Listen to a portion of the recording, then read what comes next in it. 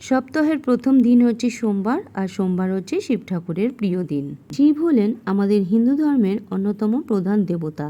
শিব পুরাণ অনুসারে ভোলানাথ নীলকণ্ঠ নামেও পরিচিত। কৈলাস পর্বতে বাস করা শিব হলেন আমাদের পরমাত্মা। শিব পুরাণে বিশ্বাস করা হয় যে শিব হলেন শান্ত করুণাময়। শিব পুরাণ অনুসারে শিবের পুজো করলে ঘরে সুখ শান্তি বিরাজ করে।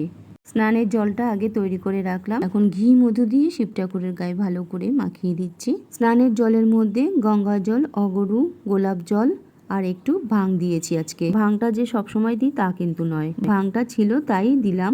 আর শিব ঠাকুরের ভাং, ভস্য এগুলো তো প্রিয় জিনিস। ওং নমঃ শিবায় মন্ত্রটির অর্থ হচ্ছে আমি শিবের চরণে নমস্কার জানাই। পরে নর্মাল জলও শিবের মাথায় ঢেলে দিয়েছি। এবার ঠাকুরের গামছা দিয়ে ভালো করে মুছে দিলাম। ঠাকুরের গামছা দিয়ে মুছে দিলে ঘি মধুটা গায়ে লেগে থাকবে না। এবার আকন্দ ফুলের মালাতে সাদা চন্দন দিয়ে শিব ঠাকুরকে পরিয়ে দিলাম। আমি খুব বেশি নিয়ম অত জানি না, ছোটবেলা থেকে মাকে যেরকম ভাবে পুজো করতে দেখেছি ঠিক সেইভাবেই পুজো করি। এখন অনেকের ভিডিও দেখে অনেক কিছুই শিখেছি, যেগুলি জানতাম না সেগুলো জানতে পেরেছি। আজকে বেলপাতা একটাই পেয়েছি, আর 3টে পাতার বেলপাতা খুব বেশি ভালো পাওয়া যাচ্ছে না, তাই একটাই দিলাম। অনেকগুলোই এনেছিল কিন্তু সব ফাটা ফুটো ছিল।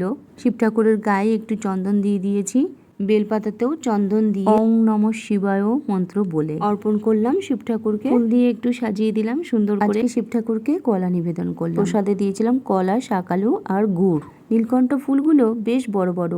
শিব ঠাকুরকে সাজিয়ে দিয়েছি, দেখতে ভীষণ ভালো লাগছে। ঘিয়ের প্রদীপ দিয়ে শিব ঠাকুরকে আরতি করে নিচ্ছি। এরপর ধূপ দিয়েও আরতি করে নেব। এরপর প্রণাম করে পুজো শেষ করব। এইভাবেই সহজ সরল ভাবে পুজো করে থাকি আমি প্রতি সোমবার। মহাদেব অল্পতেই সন্তুষ্ট হয়ে যান, খুব বেশি আড়ম্বরের দরকার পড়ে না মহাদেবের পুজো করতে।